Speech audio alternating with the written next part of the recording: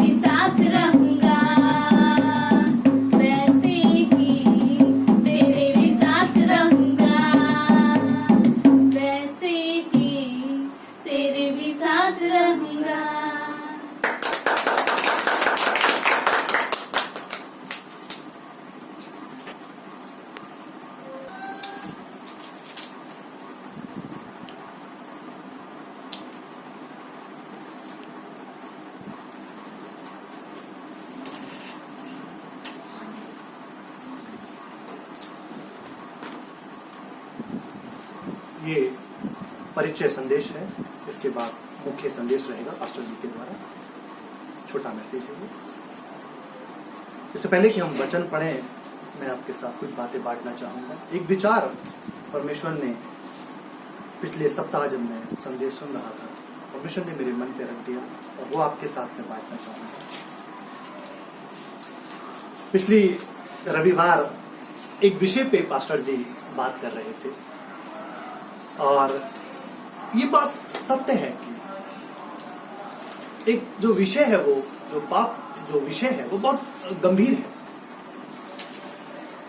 पिछली बार हमने सुना कि लोग जल्दी से इस विषय पर बात करना पसंद नहीं करते, है ना? आइए छोटी सी प्रार्थना करेंगे और आगे। प्यारे प्रभु, हम आपका धन्यवाद करते हैं आज के इस खूबसूरत समय के लिए। प्रभु हम सभी को प्रभु इन वचनों से आशीषित करें, यीशु के नाम से मांगते हैं। कई लोग इस तरीके से सोचते हैं कि पाप बाप कुछ नहीं होता, सब कुछ जैसा चला आ रहा है आज भी वैसा ही चल रहा है। कई लोग पाप को मनोरंजन समझते हैं, वो अपनी जिंदगी के साथ खिलवाड़ करते हैं और ये कहकर बहाना बनाकर बचने की कोशिश करते हैं कि भाई हमारी मर्जी, हम जो चाहें। कई लोग ये स्वीकार करना नहीं चाहते कि वो पापी हैं, क्योंकि उन्हें लगता है कि उन्होंने कभी कोई पाप नहीं किया। कुछ हद तक सहमत हो, कुछ हद तक, पूरा कंप्लीट। अब जरा ध्यान से इस बात को सुनिए। मनुष्य पाप करके पापी नहीं होता, मनुष्य पाप करके पापी नहीं होता, बल्कि वो पापी है इसलिए पाप करता है। आप जब मोबाइल बाजार से खरीद कर, नया मोबाइल बाजार से खरीद कर घर लेके आते हैं, तो उसमें पहले से ही बहुत सारे एप्लीकेशन या एप्स उसमें पहले से ही होते हैं, कंपनी देती है। आप बस खरीद के लाते हो घर पर और उन एप्लीकेशन को यूज करते हो, कितना का, राइट? वैसे ही मनुष्य जो है, हर एक मनुष्य इस धरती पर, प्रत्येक मनुष्य वो पैदा ही पाप के स्वभाव में हुआ। जैसे जैसे वो बढ़ता रहता है उसकी प्रतिक्रियाएं बाहर आती हैं। एप्लीकेशन है लेकिन आप यूज कर रहे हो, तो वैसे जैसे जैसे वो बढ़ता रहेगा उसकी प्रतिक्रियाएं बाहर आएंगी, वो स्वभाव प्रकट होने लगेगा, राइट? आप सबने आईना देखा होगा। आईने का क्या काम होता है? आप जैसे हैं आपको वो हूबहू वैसे ही दिखाता है। ये आईने का काम होता है, आप सबके घर में होगा, मेरे भी घर में है, राइट? आपको ये भी पता होगा कि जो आईना होता है हम सबके घरों में है, वो सिर्फ हमारे शरीर को दिखाता है, जो बाहरी रूप है, जो बाहरी हिस्सा है। लेकिन वो हमारे अंदर जो हमारे प्राण है, वो हमारे अंदर जो असली जीवन है, उसको नहीं दिखाता, साधारण वाला, राइट? और असल में मैं एक बात आपको बताऊं, मनुष्य जो है कई बार ऐसा सोचता है कि वो जो ये दिख रहा है वो ये है, पर मनुष्य शरीर नहीं है। ये शरीर आपका खोल है, असली जीवन आपका अंदर है जो आपको दिखाई नहीं दे रहा है। आप चूंकि शरीर को देख रहे हैं और आपको लग रहा है कि ये जीवन है, तो कई लोग क्या करते हैं, इसको असली समझ के, खोल को, इस पे काम करते हैं, जबकि ऐसा नहीं है। असली जीवन आपके अंदर जो प्राण है, जो आत्मा परमेश्वर ने दिया है, वो आपका असली जीवन है और ये शरीर उस पे खोल है, ये उनको प्रकट करता है। जब तक आप उंगली को इशारा नहीं दोगे तो नहीं चलेगी। सेम लाइक पृथ्वी पर सिर्फ एक ही ऐसा आईना है जो मनुष्य के अंदर की सारी बातों को दिखाता है, सिर्फ एक ही आईना है। और पृथ्वी पर इस आईने को बनाने वाला भी सिर्फ एक ही है और कोई दूसरा कारीगर नहीं, वो है परमेश्वर, राइट? थोड़ा सा प्रयोगात्मक हो जाते हैं। देखिए, मैं एक आईना देख रहा हूं, मेरे पास एक आईना रखा है, स्वाभाविक आईना नहीं है, पर ये मेरे अंदर दिखाएगा ये आईना कि मैं कैसा दिख रहा हूं। आप देख लीजिएगा, ठीक है? देखिए, मैं अंदर से कैसा दिख रहा हूं, ये आईना मुझे दिखा रहा है। मैं रोमियो का अध्याय 1 पढ़ रहा हूं और वचन 29 से, ठीक है? देखिए मैं कैसा दिख रहा हूं यहां पर। अधर्मी, दुष्ट, लोभ, बैरभाव, धा, हत्या, झगड़े, छल, ईर्ष्या, चुगलखोर, बदनाम करने वाला, परमेश्वर से घृणा करने वाला, दूसरों का अनादर करने वाला, अभिमानी, ढींगमार, बुरी बुरी बातों का बनाने वाला, माता पिता की आज्ञा ना मानने वाला, निर्बुद्धि, विश्वासघाती, माया रहित, निर्दयी। ये मनुष्य के अंदर का दिखाने वाला आईना है। मनुष्य इस तरीके से दिखता है। थोड़ा सा और देख लेते हैं, ओके? थोड़ा सा और। स्वार्थी, लोभी, ढींगमार, अभिमानी, निंदक, माता पिता की आज्ञा टालने वाले, कृतज्ञ, अपवित्र, दया रहित, क्षमा रहित, दोष लगाने वाले, असंयमी, कठोर, भले के बैरी, विश्वासघाती, ढीठ, घमंडी, परमेश्वर के नहीं वरन सुख विलासी के चाहने वाले। ये आईना है। मनुष्य के अंदर एक यही एक समस्या है कि वो जो है वो बाहर दिखता है स्वाभाविक दर्पण में, लेकिन ये जो आईना है ये परमेश्वर का ये आईना है इस धरती पर। परमेश्वर सिर्फ यही एक ऐसा आईना है जो असल में मनुष्य को दिखाता है कि मनुष्य है कैसा, और इसको बनाने वाला परमेश्वर है, इसको लिखने वाला परमेश्वर है, राइट। तो यहां पर आपने एक चीज देखी कि बाइबल वो आईना है जो मेरे अंदर की ओर दिखा रहा है, जो असल में जो असली है हूं मैं अंदर। ये शरीर की बात नहीं है, राइट। जैसे कि मैंने बोला कि ये शरीर की बात नहीं है, शरीर मैं हूं नहीं है, ये असली नहीं है, असली तो जीवन अंदर है मेरे, वो बात है, ठीक है। दुनिया का प्रत्येक मनुष्य इस बाइबल के आईने में अपने आप को देख सकता है, और सिर्फ बाइबल ही उसके अंदर की सच्चाई को बताती है कि वो अंदर से कैसा है। सिर्फ यही एक वो आईना है। जब आप आईना देखते हो, स्वाभाविक आईना जो आपके घरों में, मेरे घरों में है, तो आपने देखा होगा जब आप आईना देखते हो, आप पार्टी में जाने के लिए तैयार हो जाते हो, ठीक है। तो आप फाइनली जब रेडी हो जाते हो तो आप आईने के सामने जाते हो और आप अपने आप को देखते हो।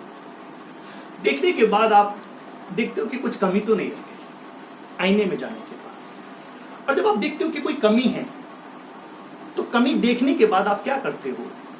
कमी के साथ चले जाते हो या सुधार लेते हो? सुधारते हैं, राइट। और उसके बाद हम जाते हैं,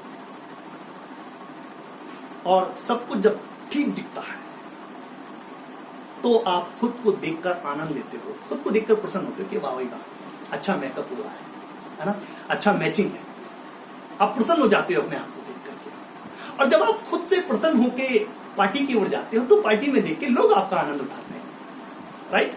सच बात है ये, क्योंकि आपको खुद अच्छा फील हुआ आईने में, और जब आपको अच्छा फील हुआ, जब आपको प्रसन्नता हुई अपने आप से, तो लोग भी आपको देखकर प्रसन्न होते हैं।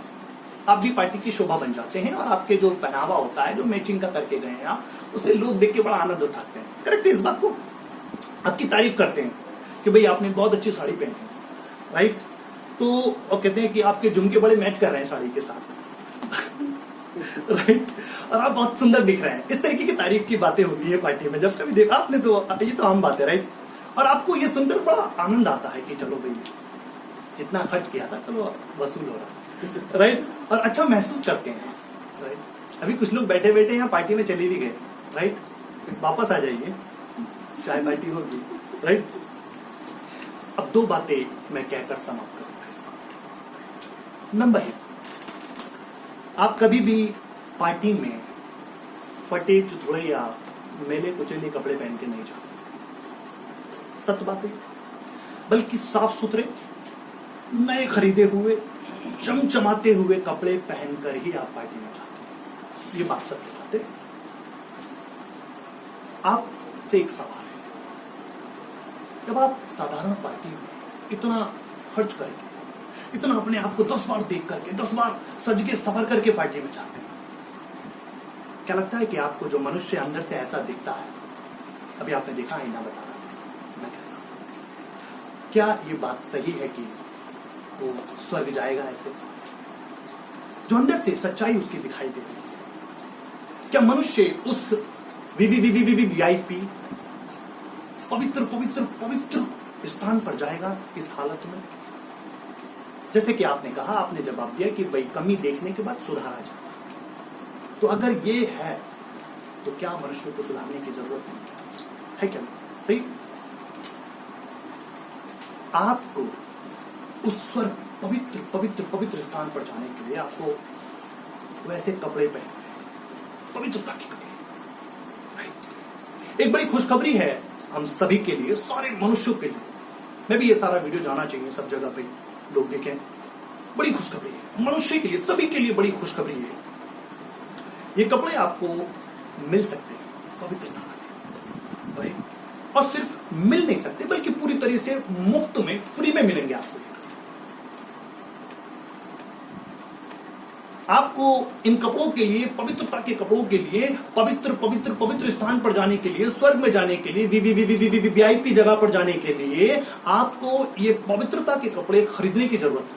कोई पैसा, कोई दाम चुकाने की जरूरत नहीं है, राइट।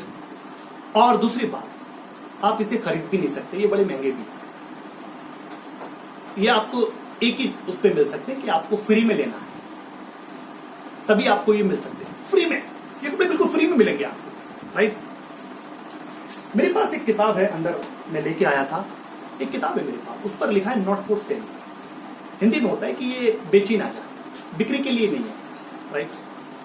मतलब ये जो किताब है ये बिक्री के लिए नहीं है, क्योंकि वैसे ही पवित्रता के जो कपड़े हैं ये नॉट फॉर सेल है, ये खरीदे या बेचे नहीं जा सकते, ये फ्री में ही लिए जा सकते हैं। परमेश्वर इन कपड़ों को मनुष्य को फ्री में देगा, बिल्कुल फ्री में, ऑफ कॉस्ट, राइट।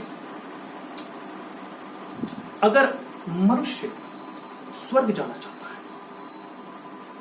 तो वो मैले कुचले कपड़ों में नहीं जा सकता, जैसा कि आईने ने अभी बताया कि मनुष्य ऐसा दिखता है अंदर से, तो वो इन कपड़ों के साथ स्वर्ग नहीं जा सकता। उसको वहां जाने के लिए, पवित्र पवित्र स्थान पर जाने के लिए, पवित्र पवित्र परमेश्वर के मेज पर पार्टी में जाने के लिए उसको पवित्रता के कपड़े की जरूरत है, राइट। और ये कपड़े आपको फ्री में मिल सकते हैं, राइट। इसका दाम चुकाया गया है। अब वो किताब पे लिखा तो है कि ये फ्री में दी जाएगी, बेची ना जाए, लेकिन वो हमारे पास फ्री में जरूर आई है, लेकिन उसका दाम भरा गया है, किसी ने उसको छपवा के दिया है। वैसे ही ये पवित्रता के कपड़े मनुष्य को फ्री में दिए जा रहे हैं, यीशु मसीह दे रहा है फ्री में, लेकिन यीशु मसीह ने इसका पेमेंट चुकाया है, क्योंकि ये पवित्रता के कपड़े मनुष्य, कोई भी दुनिया का बड़ा सा बड़ा धनी आदमी इसको खरीद नहीं सकता, इसकी कॉस्ट को अदा नहीं कर सकता। इन कपड़ों के लिए ये बिल्कुल फ्री में दिए जाएंगे आपको, क्योंकि इसकी कॉस्ट जो थी वो कोई ऐसा ही आदमी को देनी पड़ती, वो यीशु मसीह ने दी। उस पर यीशु मसीह ने इन कपड़ों के लिए दाम चुकाया। हमारे पवित्र यीशु मसीह ने, धर्मी यीशु मसीह ने अपना पवित्र लहू बहाया स्वर्ग से आकर के, और उस पवित्रता के, धार्मिकता के कपड़ों के लिए उसने अपनी जान दी, ताकि मैं और आप वो कपड़े पहन सके, और तभी हम स्वर्ग जा सकते हैं, तभी हम पवित्र पवित्र स्थान पर जा सकते हैं, राइट। यीशु मसीह की क्रूस पर खुली बातें निमंत्रण देती है, आजा मेरे बेटे, मेरे पास आजा, मेरी बेटी आजा, मेरे पास ये कपड़े हैं, तुझे फ्री में मिल सकते हैं। क्रूस पर एक चोर था, उसे पता भी नहीं था कि वो पार्टी में जाएगा या नहीं जाएगा, लेकिन उसको पता चल गया कि एक पार्टी है स्वर्ग में, स्वर्ग में जाने का एक रास्ता है। यीशु मसीह बाजू में लटका था क्रूस पर, और उसने तुरंत उस बात को पहचाना। उसने कहा कि यीशु मसीह, स्वर्ग में मेरा भी यादगार रखना। यीशु ने कहा तू मेरे साथ आज ही स्वर्ग जाएगा, आज ही। सोचिए, वो जिसकी मेज पर खाने वाला है वो ही उसके साथ गया स्वर्ग। वो पहचान किया, मनुष्य के पास आज मौका है, ये फ्री में मिल रहा है कपड़े। यीशु मसीह के पास आकर के उसकी खुली बाहें को, यीशु मसीह के पास आकर के वो कह सकता है कि प्रभु मैं पापी हूं, मुझे ये कपड़े चाहिए, मैं पवित्र हो जाता हूं तेरी जगह। तब यीशु मसीह के साथ, यीशु मसीह के पास हमेशा के लिए उसकी मेज पर खाने वाले बनेंगे स्वर्ग में। दूसरी बात, साधारण आईने में सिर्फ एक ही पहलू होता है, राइट, कि आप जैसे हैं वैसा ही दिखाता है। लेकिन ये जो आईना है, ये वाला जो आईना है, इसमें दूसरा भी पहलू है। एक पहलू आपने देखा कि मनुष्य कैसा है अंदर से, इसका एक दूसरा भी पहलू है। जब आप यीशु पर विश्वास करते हैं, जब आप उन कपड़ों को पहन लेते हैं, और जब आप फिर से उस आईने के पास जाते हैं, तो आपको एक तस्वीर दिखती है वहां पर, वो यीशु मसीह की तस्वीर। आप वैसे हो जाते हैं क्योंकि आप रेडी हैं, बिल्कुल तैयार हैं, बिल्कुल तैयार हैं। कोई कमी नहीं है आपके अंदर, कोई झुर्री नहीं है, कोई दाग नहीं है आपके अंदर, कोई कमी नहीं है आपके अंदर, आप बिल्कुल रेडी हैं स्वर्ग जाने के लिए। देखिए कैसी तस्वीर हो जाती है वहां पर जब आप वो कपड़े पहन लेते हैं, कैसी तस्वीर हो जाती है। 13 से पढ़ेंगे हम। पर अब मसीह यीशु में, इफिसियों का 2:13 से, पर अब मसीह यीशु में तुम जो पहले दूर थे, मसीह के लहू के द्वारा निकट हो गए हो, क्योंकि वही हमारा मेल, जिसने दोनों को एक कर लिया और अलग करने वाली दीवार को जो बीच में थी ढा दिया, और अपने शरीर में बैर अर्थात वे व्यवस्था जिसकी आज्ञाएं विधियों की रीति पर थी मिटा दिया, कि दोनों से अपने में एक नया मनुष्य उत्पन्न करके मेल करा दे, और क्रूस पर बैर को नाश करके नाश की करके इसके द्वारा दोनों को एक देह बनाकर परमेश्वर से मिलाए। उसने आकर तुम जो दूर थे और उन्हें जो निकट थे दोनों को मेल मिलाप का सुसमाचार सुनाया, क्योंकि उसी के द्वारा हम दोनों की एक आत्मा में पिता के पास पहुंच हुई। इसलिए तुम अब विदेशी और मुसाफिर नहीं रहे, परंतु पवित्र लोगों के संगी, स्वदेशी और परमेश्वर के घराने के हो गए हो। अब आप बिल्कुल तैयार हैं पार्टी में, अब आप स्वर्ग के लिए बिल्कुल तैयार हैं, क्योंकि आपने यीशु के पास आकर के ये कह दिया कि प्रभु मैं ये कपड़े लेना चाहता हूँ, मैं तेरी तरह पवित्र बनना चाहता हूँ प्रभु। राइट? और प्रभु ने कहा आप कोई करनी नहीं है, अब आप तैयार हैं। प्रभु आपको आशीषित करे इस संदेश के द्वारा।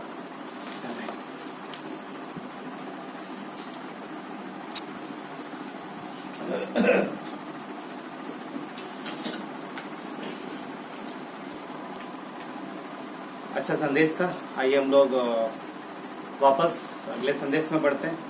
तो आज के इस संदेश में हम लोग दो पोर्शन पढ़ेंगे, दो भाग से। पहला जो है वो भजन संहिता 3, तीसरा अध्याय भजन संहिता 3 1 से 8 तक पढ़ेंगे, और दूसरा जो है मरकुस का 16 अध्याय 1 से 4 तक पढ़ेंगे। ये भजन संहिता में जाते हैं 3 1 से 8। हे यहोवा, मेरे सताने वाले कितने बढ़ गए हैं, ये जो मेरे बुजुर्ग उठते हैं बहुत हैं। बहुत से मेरे प्राण के विषय में कहते हैं कि उसका बचाव परमेश्वर की ओर से नहीं हो सकता। परंतु हे यहोवा, तू तो मेरे चारों ओर मेरी ढाल है, तू मेरी महिमा और मेरे मस्तक का ऊंचा करने वाला है। 4 में लिखा है, मैं ऊंचे शब्द से यहोवा को पुकारता हूँ और वह अपने पवित्र पर्वत से मुझे उत्तर देता है। मैं लेट कर सो गया, फिर जाग उठा, क्योंकि यहोवा मुझे संभालता है। 6 में लिखा है, मैं उन 10,000 मनुष्यों से नहीं डरता जो मेरे विरुद्ध चारों ओर पांति बांधे खड़े हैं। उठ हे यहोवा, हे मेरे परमेश्वर, मुझे बचा ले, क्योंकि तूने मेरे सब शत्रुओं के जबड़ों पर मारा है और तूने दुष्टों के दांत तोड़ डाले हैं। 8 में लिखा है, उद्धार यहोवा ही से होता है। हे यहोवा, तेरी आशीष तेरी प्रजा पर हो। मरकुस का अध्याय 16 वचन 1 से 4 पढ़ेंगे। जब सप्त का दिन बीत गया तो मरियम मगदलिनी और याकूब की माता मरियम और सलोमी ने सुगंधित वस्तुएं मोल ली कि आकर उस पर मले। सप्ताह के पहले दिन बड़े भोर जब सूरज निकला ही था, वे कब्र पर आईं और आपस में कहती थीं, हमारे लिए कब्र के द्वार पर से एक पत्थर कौन लुढ़काएगा। जब उन्होंने आंख उठाई तो देखा कि पत्थर लुढ़का हुआ है और वे बहुत ही बड़ा था। Thank you so much. आइए प्रार्थना करते हैं। प्यारे पिता परमेश्वर, धन्यवाद देते हैं आपके अनुग्रह के सिंहासन के पास प्रभु। इस आज के इस समय में प्रभु आते हैं और आपकी अगुवाई मांगते हैं प्रभु। संदेश जो है वो आपका रहता है, आपका संदेश प्रभु, आपके लोगों के लिए। थैंक यू, धन्यवाद देते हैं। आप अगुवाई करो और आप हर एक के हृदय से बातें करो। धन्यवाद देते हैं प्रभु, जो हम अपने घरों में इस संदेश को देखते हैं। परमेश्वर पिता प्रभु, ये संदेश हर सुनने वाले के लिए प्रभु, हर एक देखने वाले के लिए मार्गदर्शक बने और उनके जीवन में प्रभु आत्मिक उन्नति लेके आए। धन्यवाद देते हैं यीशु के नाम से। आमीन। तो हम लोगों ने देखा कि भजन संहिता 1 में और मरकुस 16, भजन संहिता 3 1 से 8 में और मरकुस 16 1 से 4 में हम लोगों ने देखा। तो भजन संहिता 3 में जो देखते हैं एक दाऊद की प्रार्थना है, वो दाऊद की प्रार्थना है वहाँ पर। और मरकुस 16 में जो हम लोग देखते हैं, यहाँ पर यीशु के एक्चुअली क्रूस पर चढ़ाए जाने के बाद की घटना है। यहाँ पर क्या लिखा है कि जब सप्त का दिन आया, एक्चुअली क्या लिखा है, जब सप्त का दिन बीत गया तो मरियम मगदलिनी और याकूब की माता मरियम और सलोमी ने सुगंधित वस्तुएं मोल ली कि आकर उस पर मले। यीशु को दफनाने के बाद में कहाँ डाला गया, कहाँ रखा गया? गुफा में, गुफा में रखा गया। आज जो मैं बात करूंगा वो है गुफा का जीवन। जो टॉपिक है गुफा का जीवन और बड़ा पत्थर। गुफा का जीवन और बड़ा पत्थर। यहाँ पर हम लोग देखते हैं कि यहाँ पर यीशु को कब्र में डाला गया, यानी गुफा में रखा गया। एक्चुअली जो गुफा का जीवन है, थोड़ा उस पर बात, गुफा का जीवन है क्या चीज? कई बार लोग सोच रहे हैं, कई बार आप सोचे गुफा का जीवन मतलब क्या, जाके गुफा में रहे? कोई एक गुफा ढूंढे जंगल में या पत्थरों में जाके उसमें रहे, वो मतलब नहीं। गुफा जो है एक ऐसे सुनसान जगहों पर होती है, और जो व्यक्ति गुफा के अंदर जाता है उसको कोई देख नहीं पाता, वो गुप्त रहता है। तो यहाँ पर जो आज बात हम लोग करेंगे, गुफा का जीवन यानी परमेश्वर के साथ आपका एक व्यक्तिगत जीवन, गुप्त जीवन, जो सिर्फ और सिर्फ आप और परमेश्वर जानते हैं, और वो किसी के सामने नहीं आता। और हम देखेंगे कि ये जो गुप्त जीवन है, जो आप परमेश्वर के साथ बिताते हैं, और जो परमेश्वर के साथ आप समय बिताते हैं, और जो परमेश्वर के साथ चलते हैं, उस जीवन का असर आज हम देखेंगे बाइबल से, परमेश्वर के वचन से, कि कितना प्रभावशाली है और किस किस तरीके से हम वो जीवन बिता सकते हैं। ये जो गुफा का जीवन है, ये जो केव लाइफ है, गुफा का जीवन जो है, तो बहुत जरूरी हमें हर एक विश्वासी को। तो यहाँ पर हम लोग देखते हैं मरकुस 16 में क्या हो रहा है फिलहाल पर। मरकुस 16 में हम देखते हैं कि 3 स्त्रियां हैं जिन्होंने सुगंधित वस्तुएं खरीदी हैं, सुगंधित वस्तुएं मोल ली हैं। किस लिए मोल ली हैं? कि वो जाएंगे कहाँ पर? यीशु के पास। और उस समय यहूदियों का एक चलन था कि वो लोग मृत्यु के बाद शरीर पर यानी लाश पर कुछ सुगंधित वस्तुएं लगाते थे ताकि उनको लंबे समय तक उनको रखा जा सके सुरक्षित। तो इन्होंने अपनी परंपरा के हिसाब से कि यीशु के लिए उन्होंने वो सामानें खरीदी, और यहाँ वचन कहता है कि उन्होंने खुद खरीदी, और खरीदी है कि उस पर जाके मले। अगर आप देखोगे ये बात मत्ती भी लिखता है एंड मरकुस ने ऑलरेडी हम पढ़ रहे हैं, और लूका भी लिखता है, परंतु दोनों में अलग अलग बातें। मत्ती और लूका ये बात नहीं बताता कि उन्होंने सामान खरीदी, वो सिर्फ ये बोलता है कि स्त्रियां वहां गईं और उन्होंने आगे की बातें हैं वो बोलता है। और मरकुस यहाँ पे लिखता है कब्र के पास पहुंचने से पहले लिखता है, बताता है मरकुस कि 3 स्त्रियों ने सामान खरीदा। इन्होंने किसी से पैसे मांगे नहीं, इन्होंने खुद के पॉकेट से, खुद के जेब से, खुद के खर्चे से इन्होंने यीशु के लिए ना वो सामान खरीदा कि वो हमारा प्रभु है, हम उसके आदर में करेंगे, हम उसके आदर में करेंगे। और यहाँ ये बात मरकुस लिख रहा है, मरकुस लिख रहा है परमेश्वर कोई भी चीज को अनदेखा नहीं करता।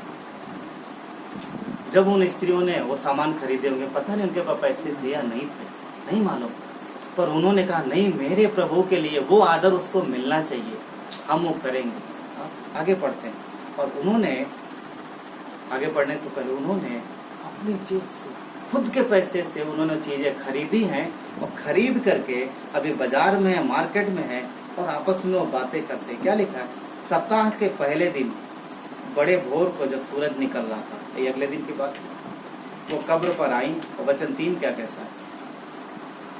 और आपस में ये कहती थी, आने से पहले क्या कहती थी कि हमारे लिए कब्र के द्वार पर से पत्थर कौन लुढ़काएगा। क्योंकि उन्हें पता था कि यीशु को जब कब्र में डाला गया है तो वहां पर सरकार के द्वारा, रोमी गवर्नमेंट के द्वारा यहूदियों ने एक बड़ा पत्थर गुफा के मुंह पे रखवा दिया है, और उस पर एक सील लगा दी गई कि कोई भी उस पत्थर को हटा नहीं सकता। यदि कोई उस पत्थर को हटाएगा तो उसको भी क्रूस पर लटकाया जाएगा। ये रूल्स था। और उसके इतने नहीं, सैनिक लगा दिए गए, पहरेदार लगा दिए गए। अब ये स्त्रियों का दिल तो है कि वो जा करके ये कार्य करेंगे, और बहुत अच्छा हार्ट वहां पर, बहुत अच्छा हृदय देख रहे हैं। उन्होंने निवेश किया ना, उन्होंने अपने पैसे लगाए हैं मसीह के लिए, और एक अच्छी बात है, अच्छी बात। पर उनके रास्ते में एक समस्या है। क्या समस्या है? एक बड़ा पत्थर है, एक बड़ा पत्थर है जो उनको यीशु तक पहुंचने नहीं दे रहा। वो रुकावट है, वो रुकावट है। जैसा कि अभी हमने संदेश में सुना कि एक रुकावट है, एक बाधा है, और उस बाधा को यीशु ने अपने लहू से मिटा दिया। यहाँ पर देखते उनके जीवन में एक बाधा है, एक रुकावट है, एक बड़ा पत्थर है जो उनके मन में एक शंका है कि हम लोग जा तो रहे हैं, पर ये पत्थर कौन हटाएगा। 2 कारण थे, वो पत्थर नहीं हटाया जा सकता था। एक तो बहुत वजन था, बहुत भारी था, बहुत बड़ा था। दूसरी बात, उसको हटा भी नहीं सकते थे क्योंकि उस समय यहूदियों ने उसको गवर्नमेंट की तरफ से सील करा दिया था कि उसे कोई हटा नहीं सकता। अब इनके सामने बड़ी समस्या है। वचन 3 में बड़ी समस्या है कि कौन इस पत्थर को लुढ़काएगा। कौन इस पत्थर को लुढ़काएगा? सब कुछ ठीक है, उनके सामने बड़ी समस्या है, बड़ी समस्या है, कौन हटाएगा? पर अगर वचन 4 देखो तो वहां पर इसका उत्तर क्या कहता है? जब उन्होंने आंखें उठाई तो क्या देखा? पत्थर लुढ़का हुआ है। और वो कहता वो तो बहुत बड़ा था। उन स्त्रियों के बस की बात नहीं थी कि वो पत्थर हटा सके, नहीं हटा सकते। पर परमेश्वर उनके हृदय को देख रहा था, उनके दिल को देख रहा था, उनकी प्रार्थनाओं को सुन रहा था, और जैसे वो जाते वो पत्थर हटा हुआ मिलता है। हम लोग जानते हैं इस विषय में, पर पॉइंट क्या है? उनके जीवन में पत्थर था, उस समय उनके समय पत्थर था। क्या हम जो परमेश्वर के लोग, क्या कभी न कभी अचानक ऐसे कोई बड़े पत्थर है, बड़ी रुकावट हमारे और आपके जीवन में नहीं है? सब कुछ ठीक चल रहा है और अचानक कुछ न कुछ हो जाता है और एक रुकावट, एक बड़ा पत्थर बन के आ जाती है। अब ऐसे में कौन है जो उस पत्थर को हटाएगा? कौन है हमें जो हटाएगा इस पत्थर को? रूटीन में अगर देखें तो बहुत सारी समस्या वैसे भी होती है हमारे जीवन में, चाहे बच्चों की पढ़ाई हो, चाहे घर का रोज का खर्चा हो, चाहे फिर वो शादी ब्याह की बातें हो, कई सारी चीजें हो सकती हैं, कई सारी चीजें होती हैं। या फिर नौकरी, कभी कभी नौकरी चली, नौकरी का रहता है, कभी काम का, बिजनेस का ऊपर नीचे, बहुत सारी बातें। कोई भी चीज, कोई भी समस्या एक बड़ा पत्थर बन के आ सकती है। अब सवाल होता है उसको कौन हटाएगा? हमने यहाँ पे देखा, क्या देखा कि उनके पहुंचने से पहले ही वो पत्थर हटाया हुआ पत्थर हटा। क्यों हटा? क्या उन्होंने हटाया? नहीं, उनकी प्रार्थना, उनकी आराधना, उनका जो प्रेम था, परमेश्वर जानता था। एक्चुअली भविष्यवाणी भी थी वो तीसरे दिन उठ जाएगा। पर एक सवाल पैदा होता है, यीशु मसीह खुद से अगर वो जी उठा है तो उसको पत्थर हटाने की जरूरत नहीं है, वो खुद से वैसे भी बाहर आ सकता है। पर पत्थर हटाया उसने। क्यों? क्योंकि उसे पता था कि उसके लोग आने वाले, उसके लोग आने वाले। वो आत्मा से बाहर निकल सकता है और उसके लोग उस गुफा में अंदर नहीं जा सकते, इसलिए वो पत्थर हटाना जरूरी था। हमारे और आपके जीवन में चाहे जो भी पत्थर आए, पत्थर परमेश्वर हटाने वाला, वो रुकावट परमेश्वर दूर करने वाला है। यदि आपका गुफा का जीवन यानी परमेश्वर के साथ रिश्ता अच्छा है तो, यानी परमेश्वर के साथ आपका रिलेशन अच्छा है तो, इन स्त्रियों का जीवन बहुत अच्छा है मसीह। इनके निर्णय से पता चलता है। क्या पता चलता है? क्या आप सोचो, जो उस पत्थर को हटाएगा उसको क्रूस पे लटकाया जाएगा। ये जानते हुए भी उन्होंने सामान खरीदा कि हम जाएंगे और यीशु के शरीर पर मलेंगे, और बिना पत्थर हटाए ये हो नहीं सकता। तो उन्हें ये तो निश्चय था कि पत्थर तो हटना ही हटना है, चाहे जैसे हटे, और हम अंदर जाएंगे। ये है उनका लाइफ के जीवन, जो मसीह के साथ उनका जो एक मजबूत रिश्ता है। और उनके इस साहसिक कदम को देख करके परमेश्वर भी प्रसन्न हुआ। और अमेजिंग उनके लिए तब हुआ जब आप देखते हैं कि पत्थर अपने आप हटा हुआ।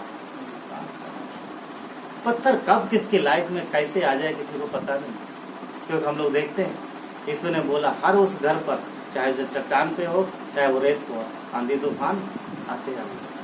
कभी भी किसी के जीवन में वो पत्थर आ सकता है। तो इसके लिए क्या करना? हम क्या हड़बड़ा जाए? क्या परेशान हो जाए? कौन हटाएगा उसको? ऐसा ही एक पत्थर हम लोग भजन संहिता 3 में जो हम लोगों ने देखा, जो हम लोगों ने अभी पढ़ा, उसमें दिखाई देता है। भजन संहिता 3 में क्या देखते हैं? दाऊद के जीवन में अचानक एक बड़ा पत्थर आ जाता है। राजा दाऊद, हम सब जानते हैं, वो राजा है, अच्छा सब कुछ चल रहा है। अचानक उसको खबर मिलती है कि तेरे बेटे ने तेरे ऊपर हमला कर दिया, तेरे ऊपर अटैक कर दिया। बड़ी फौज लेकर के वो आ रहा है। अब तो क्या करेगा? अभी सब कुछ अच्छा है, अभी सब राजा है, राजा है, आनंद से रह रहा, प्रजा सब कुछ सब अच्छा है। पर अचानक एक खबर आती है और जो राजा को अंदर से हिला देती। कभी सोचा नहीं था। कई बार ऐसी चीजें अचानक अब जब आ जाती हैं तो अभी क्या करेगा? देखो उसका लाइफ देखो, जब उसको पता चलता है उसके बाद क्या करता है। अगर आप देखोगे तो ये घटना आपको पहला शमूएल के 15 अध्याय 13 से 37 में मिलेगी। दाऊद निर्णय लेता, ओके ठीक है, किसने हमला किया? मेरे बेटे ने। कौन साथ है? मेरे लोग, उसी के लोग साथ में। उसने निर्णय लिया कि वो लड़ेगा नहीं। वो बहादुर था, लड़ सकता था, परंतु उसने निर्णय लिया वो नहीं लड़ेगा। और उसने परमेश्वर की अधीनता में, परमेश्वर की अगुवाई में, और वो राज्य छोड़ दिया, अपना मीन्स महल छोड़ दिया और अपने लोगों को लेकर के जंगल में निकले। आप पढ़ोगे बहुत बढ़िया आता है, बहुत और भी बात है उसके अंदर, पर समय के अभाव से हम लोग आगे बढ़ेंगे, ज्यादा बड़ा संदेश नहीं, छोटा ही है। और चला जाता है और उसका बेटा जब आता है, राज्य खाली है, महल खाली, कब्जा कर लेता, बैठ जाता हुआ, परंतु कि कोई उसको सलाह देता है कि जब तक तेरा बाप यानी राजा, जब तक पुराना राजा जिंदा है, तब तक तेरा राज्य स्थिर नहीं रह सकता, इसलिए उसका खात्मा जरूरी है। अब वो इसके लिए वो कोशिश करता है कि चलो हम लोग उनको पकड़ेंगे, हम लोग उन्हें खत्म करेंगे। और उसको पता भी चल जाता है कि अभी ज्यादा दूर नहीं गए, वो लोग मिल सकते हैं, मिल सकते हैं। और वो उनका मजाक उड़ाते हैं कि किस बात को लेकर के, क्योंकि दाऊद के साथ ज्यादा लोग नहीं थे, थोड़े लोग थे, 600 लोग, और इनके पास हजारों, 10,000। अगर आप यहाँ पे लिखा देखो, वचन लिखा है कि मैं उन 10,000 मनुष्यों से नहीं डरूंगा।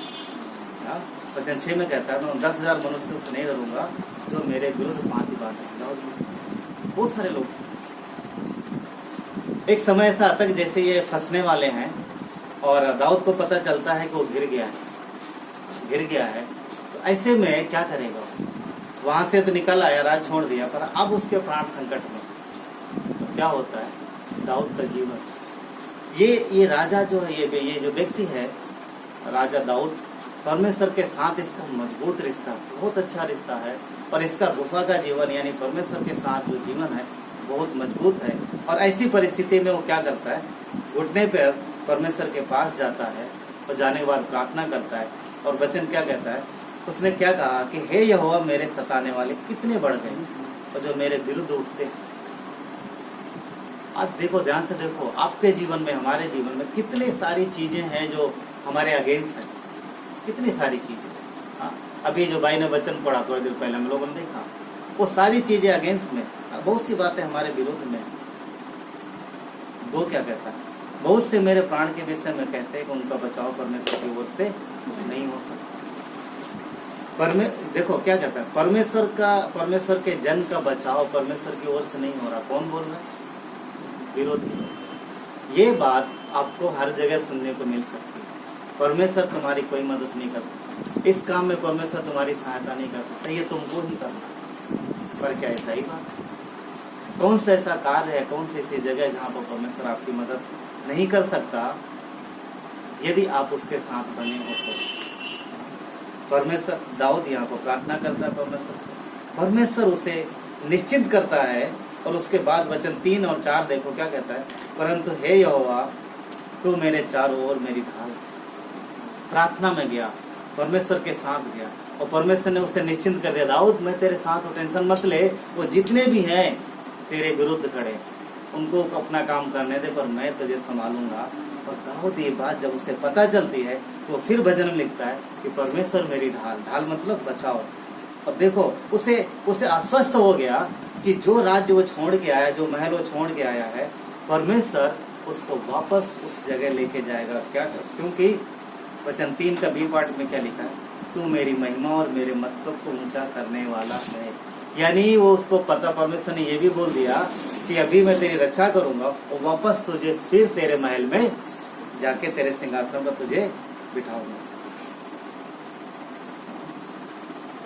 परमेश्वर के लोग जो उसके साथ रिलेशन बनाते हैं, मजबूत रिश्ता जब रखते हैं, तो परमेश्वर उनको हर एक तकलीफ से बाहर निकालता है। पत्थर कब आ जाएगा बड़ा सा पता नहीं है, तो हम इस बात से आनंदित हैं कि हर उस बड़े पत्थर को हटाने में परमेश्वर हमारे साथ। यहाँ पर दाऊद के जीवन से पत्थर हटता हुआ दिखता है। वचन 5 के आगे पढ़ोगे, वचन 5 के आगे जब पढ़ोगे तो ये पता कब कब आता है? परमेश्वर ने दाऊद को बोला तो निश्चिंत हो जा, मैं हूँ तेरे साथ। वो परमेश्वर के आवाज सुन करके अपने लोगों को बोलता है, परमेश्वर ने बोला मैं तुम्हारे साथ हूँ, सब खुश हो गए। दाऊद ने बोला डरो मत, परमेश्वर ने बोला मैं तुम्हारा रक्षक हूँ, चलो हम लोग आराम से खाते पीते और सोते हैं, उनको अपना काम करना। सो गए और सवेरे जब उठे तो निश्चित उठे। क्यों? क्योंकि वो रात उनके लिए खतरनाक। तो दाऊद लिखता है कि मैं लेट कर सो गया और फिर जाग उठा, क्योंकि परमेश्वर मुझे संभालता है और मैं उन 10,000 मनुष्यों से नहीं डरता जो मेरे विरुद्ध पापी बने। दाऊद क्यों जान पाया? दाऊद के साथ 600 लोग थे, शायद वो नहीं जान पाया परमेश्वर की सुरक्षा, पर दाऊद जान पाया। क्यों? क्योंकि उसका परमेश्वर के साथ रिश्ता मजबूत है। हम और आप, हमारे जीवन में कई बार तकलीफें आती, परेशानी आती, घबराते हैं, क्या करें? डरने की जरूरत नहीं है, परमेश्वर साथ में है। वो साथ में है, वो उस पत्थर को हटाने के लिए काफी है, काफी है। यदि आप परमेश्वर के साथ अपना रिश्ता मजबूत करना चाहते हैं, कुछ चीजें हैं जो आप कर सकते हैं, तो जिससे आपका जो परमेश्वर के साथ जो रिलेशन है वो और मजबूत होगा। गुफा का जीवन यानी हमारा जो गुप्त जीवन, प्रार्थना का, परमेश्वर के साथ जीवन। नंबर 1, परमेश्वर के साथ प्रार्थना में समय बिताइए। परमेश्वर के साथ प्रार्थना में समय बिताइए, एकांत में बिताइए, और अगर कभी आपको मौका मिलता है तो आप सहभागिता की प्रार्थना, उसमें समय बिताइए। दूसरी बात, वचन के साथ संगति करिए। परमेश्वर का वचन, उसके साथ समय बिताइए और वचन के अनुसार चलने की कोशिश करिए। क्योंकि ये चीज कोई देख नहीं रहा। उन 3 स्त्रियों को किसी ने नहीं बोला, आज जिनके नाम हमने पढ़े वहां पे किसी ने नहीं बोला। उन्होंने खुद का निर्णय लिया, खुद से, कि मुझे ये करना है, मुझे ये करना है। तो जब वचन आप पढ़ते हैं, जब आप वचन मेडिटेशन करते हैं, तो आपको वचन इंकरेज करेगा उस पर चलने के लिए, तो फिर आपको वो करना है, आपको चलना है। और ये विश्वास योग्यता सिर्फ परमेश्वर और आपके बीच में, क्योंकि और कोई जानता नहीं। आप बोलते नहीं किसी को कि नहीं देखो मैंने आज ये आज्ञा मानी, तो आज मैंने ये किया, नहीं, हमें बोलना नहीं। परमेश्वर देख रहा है, परमेश्वर देख रहा है। तीसरी बात, परमेश्वर की देह से जुड़े रहिए। ये परमेश्वर की देह से जुड़े रहिए, और ये देह का जीवन जो है उसमें आप सहभागिता करिए। परमेश्वर के देह से जुड़े रहना, देह से अलग हो करके, यानी कलीसिया से अलग हो करके आप कुछ नहीं कर सकते। वचन ना 15 में उसने बोला, तो देह से जुड़े रहिए। अगली बात, चाहे जैसा पत्थर आए लाइफ में, पर विश्वास में बने रहिए, विश्वास में मजबूत रहिए और विश्वास का जीवन जिए, विश्वास में बने रहिए। एक विश्वासी जब अपने जीवन में, अपने इस गुफा के जीवन को, यानी जब अपने जो बातें हमने देखी है, अगर इनमें अपने आप को मजबूत करता है, तो फिर हर वो पत्थर जो उसके जीवन में आता है वो बड़ी आसानी से हट जाएगा। उसकी खुद की ताकत से नहीं, परमेश्वर की सामर्थ्य। जैसा कि हमने देखा, उन स्त्रियों ने जब वहां तक पहुंची तो क्या देखे, वो पत्थर पहले ही हटा होगा। एक्चुअली उनके लिए बड़ी समस्या थी। और दाऊद के जीवन में हम देखते हैं कि क्या हुआ, परमेश्वर ने उसे संभाला। थोड़े दिन में जो चढ़ाई करके आए थे, जो उसके ऊपर हमला कर रहे थे, उनका खात्मा हो जाता है। तो परमेश्वर वापस फिर दाऊद को उसके सिंहासन पर पहुंचा। दाऊद के जीवन में कई ऐसी घटनाएं हुई हैं, कई ऐसे काम हुए हैं, पर 2 जगह है जहां पर एक बड़ा पत्थर, एक बहुत बड़ा पत्थर उसके जीवन में आया। 2 जगह ऐसी, एक ये और दूसरा स्थान है 1 शमूएल 30 में, जहां पर जब वो वापस आता है, क्योंकि वो राजा के साथ मदद के लिए जा रहा था, उन्होंने उसकी मदद नहीं ली, वापस आया मैं लेकर, तो क्या देखता है कि वहां पर उसके सारे लोग, जो घर के थे, सारे लोग, जानवर, सबके सब बंधुआई में चले गए, सब लूट में चले गए। और ये घटना बड़ी खतरनाक थी, क्योंकि उसके बीवी, बच्चे, जानवर सबके सब लूट लिए गए थे, सिर्फ उसके लिए, उसके लोगों के। और यहाँ पर इस समय में दाऊद बहुत चिंतित हुआ, क्योंकि उसके लोग उसके आगे थे। तो ये 2 पत्थर उसके जीवन में बहुत बड़े थे। पर इन दोनों जगहों पर दाऊद का एक दिखता है, दाऊद का गुफा का जीवन दिखता है। वो परमेश्वर के पास जाता है और परमेश्वर उसको उत्तर देता है, परमेश्वर उसको उत्तर देता है, परमेश्वर उसे बताता है कैसे निकलना। तो दाऊद यहाँ से भी निकलता, दाऊद यहाँ से भी निकलता। जो बातें हम लोगों ने देखी कि गुफा का जीवन, यदि हम अपने जीवन में सामर्थ्य चाहते हैं, यदि हम अपने जीवन में बड़े बड़े काम परमेश्वर के द्वारा होना चाहते हैं कि वो काम हमारे जीवन में हो, तो हमको परमेश्वर के साथ, हमको और आपको परमेश्वर के साथ अपने जीवन को, अपने इस एकांत के जीवन को ना मजबूत करना पड़ेगा। पर आप कहोगे कि मेरे पास काम है, आप कहोगे मेरे पास समय नहीं, मेरे पास तो बिजनेस है, मेरे पास नौकरी है, मेरे पास जो भी है सब है, आप तो कहोगे, क्या करेंगे फिर? पर एक बात सुनो, आप देखोगे तो इस परमेश्वर के इस पवित्र ग्रंथ में अनेकों ऐसी गवाहियां हैं जिन्होंने अच्छा खासा बिजनेस करके, बड़ा काम करके, नौकरी करके परमेश्वर की सेवा की है और उनका गुफा का जीवन यानी उनका पर्सनल जीवन भी बहुत मजबूत रहा है और परमेश्वर ने उनके साथ अद्भुत काम किया। परमेश्वर का काम उनके जीवन में बहुत कई सारे लोग हैं, पर मैं कुछ लोगों का नाम लेना चाहूँगा। दानियल, जिसके विषय में हम सब जानते हैं, 4 राजाओं के साथ उसने काम किया और विश्वास योग्यता बहुत जिम्मेदार उसका जॉब था। पर आप देखते हो दानियल के जीवन से परमेश्वर ने कैसा किया। नौकरी में भी टॉप पर है वो और परमेश्वर के साथ भी रिश्ता उसका बहुत मजबूत। नौकरी पर वो क्यों एकदम टॉप पे जा पाया? क्योंकि परमेश्वर के साथ उसका रिश्ता मजबूत, सामर्थ्य उसको वहां से मिलती। नेहमिया को देखोगे यदि आप, वो भी बहुत इम्पोर्टेंट जॉब पर है। वो राजा को वो दाखर मधु पिलाता है। जो भी राजा पिएगा पहले वो पिएगा, वो चक्के देखेगा, वो पिएगा, फिर राजा पिएगा और बिना उसके राजा खा पी भी नहीं सकता। तो उसका तो इम्पोर्टेंट है जॉब। वो थोड़ी देर के लिए छुट्टी भी नहीं ले सकता, नहीं राजा को पिलाएगा कौन? उसका जॉब है पहले वो पिएगा। ये इसलिए होता था क्योंकि पहले जहर चेक करने के लिए मशीनें नहीं थी। तो राजा एक ऐसे व्यक्ति को रखता था जो विश्वास योग्य हो और पहले वो व्यक्ति चक्के देखता था, पीता था, फिर राजा को दिया जाता। तो ये जॉब नेहमिया का। पर यहाँ पर देखोगे वो भी बहुत अद्भुत व्यक्ति था और परमेश्वर ने अद्भुत काम किया उसके बाद, अद्भुत काम। नए नियम में अगर आप देखोगे कि स्त्री है, बहुत सारे लोग हैं पर मैं ज्यादा लोगों को नाम नहीं ले रहा हूँ, बस मेरे मैसेज बड़ा ना हो जाए। नए नियम में प्रेरितों काम के 16 अध्याय में एक स्त्री है, लुदिया। वचन कहता है वो भक्त स्त्री है, परंतु उसके पास पता व्यापार है, काहे का? कपड़े का। वो कपड़े बेचती है, कपड़े का व्यापार है।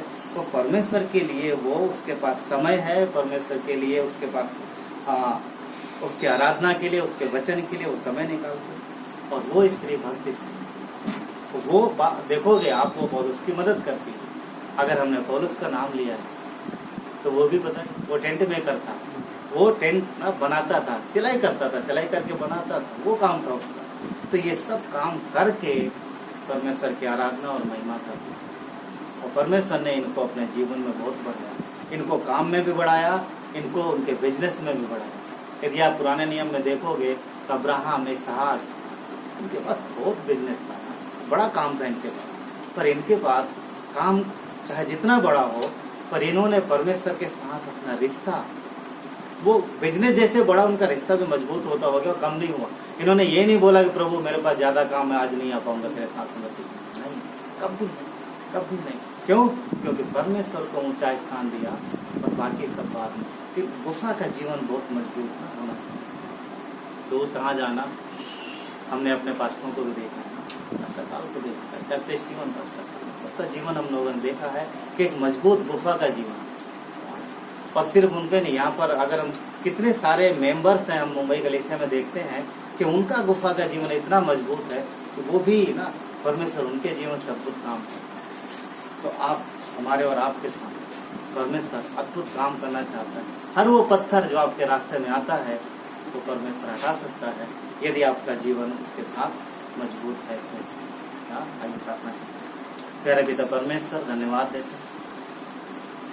देते हैं आपके प्रेम के लिए, आपकी सहायता के लिए, आपकी मदद के लिए। और प्रभु, हम जानते हैं कि यदि हमारे जीवन में आपका स्थान प्रथम है तो इस धरती पर हमारे लिए कोई भी चीज, कोई भी बाधा बड़ी नहीं है। चाहे जितना बड़ा पत्थर है आप हटाते और अद्भुत कार्य करते हो। थैंक यू, धन्यवाद, आपको महिमा देते, आपके नाम को थैंक यू, धन्यवाद देते आपके उस बलिदान के लिए जो आपने क्रूस पर हमारे लिए किया और हमारे पापों का प्रायश्चित। प्रभु, आपका वचन आईना है, वो आईना दिखाता है, वो बताता है कि मनुष्य कैसा। आज कोई पाप में नहीं बढ़ता, आप आज कोई पाप की वजह से नर्क नहीं जाता। आज जो भी नर्क जाते हैं वो सिर्फ इस वजह से उन्होंने आपके बलिदान पर विश्वास नहीं किया। धन्यवाद, आपके पास मौका, यदि आपने यीशु को अपना उद्धार करता नहीं तो आप अपने पापों की क्षमा मांग सकते हैं, उसको अपना पर्सनल उद्धार करता मांग सकते हैं। वो आपको क्षमा दे, अनंत जीवन दे, आपका मार्गदर्शन दे, आपके जीवन के बड़े पत्थर को हटाए। धन्यवाद, यीशु के नाम से।